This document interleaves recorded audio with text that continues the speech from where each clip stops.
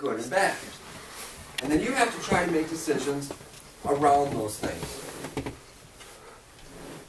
What guidelines do you use? There are people that are going to try to tell you that their guidelines are the guidelines that you need to follow. But they're going to be mistaken. Because we are living in a society right now that is really kind of throwing morals up in the air and seeing what comes down. They're not really paying attention to what is truly good and truly bad for you. They're kind of throwing stuff out there because there's this group is saying that this is good and this group is saying this is good, and no one really is looking at the long-term results. It's kind of like back in the day, there was a very famous psychologist. His name was Sigmund Freud, and you may have heard about him in school. He was a psychologist, and he had very different ideas about the psychology of people. And he wrote a lot of books. He did a lot of experiments on a lot of different people. And his methods of psychology started to become the norm. They started doing these things in all these psychiatric wards of all these hospitals. And you may have heard a lot of your Halloween movies about mental wards and stuff were depicted about some of the stuff he did. Frankenstein is an example of some of the stuff that he did. An author took some of the stuff he was doing and they made it very, gross and stuff. But Frankenstein was founded out of this methodology. And so for a long time there were psychologists that were teaching electroshock therapy, where you would, if there were things wrong with you, they would take and put electricity into your brain and try to get your brain back in track and get it working the way it's supposed to be. Isolationism was one of the things that he would do, is he would isolate people and try to get them to be normal by keeping them away from everyone else and just driving ideas into their head of what normal was. And that became very normal. Like today, you guys are taught that this is normal and this is normal and this is what you should be like and this isn't what you should be like. But it's never tried and shown to be true. Now they have found over the years that electroshock therapy, what it actually did was cause mental illness. He also did things such as prefrontal lobotomies, where they would actually drill a hole in your skull. And they would, if you were a criminal, they would take and they would cut certain things in your brain and actually cause retardation. And then you wouldn't be susceptible to doing certain behaviors. Well, actually what they were doing was just kind of turning you into a vegetable. And these things were widely used. That's why obviously they have names. So they were done. And some of these things are actually done today, but with some knowledge, because they can actually take pictures of the brain. But that was normal. So what is normal? Okay?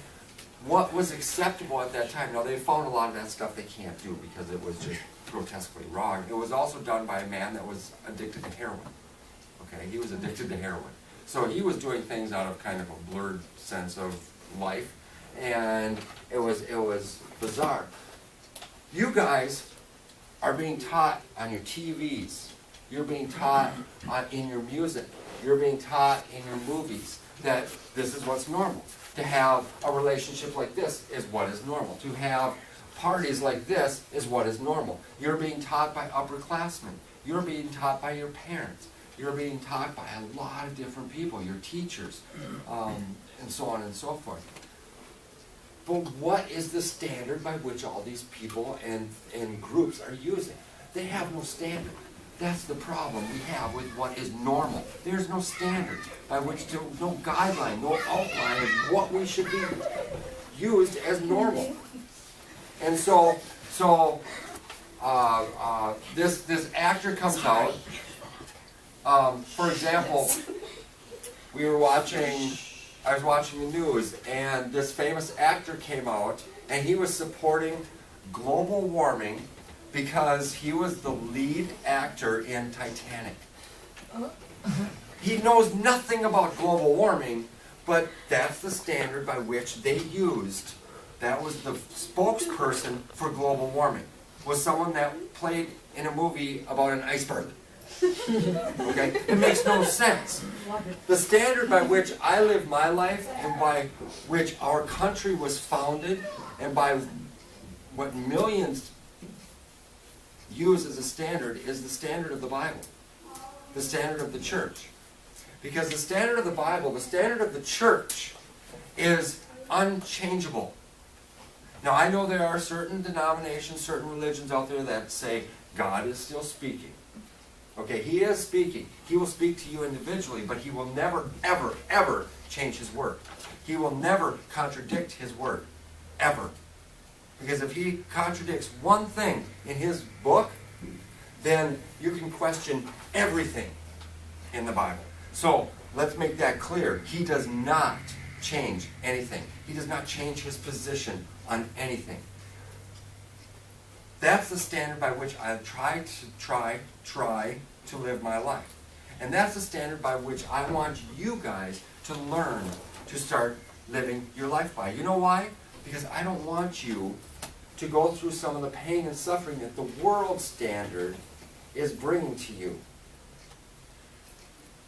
You're going to go through some really tough decisions in the next few years. And from today till the day you graduate, you're going to have some very tough decisions to go through.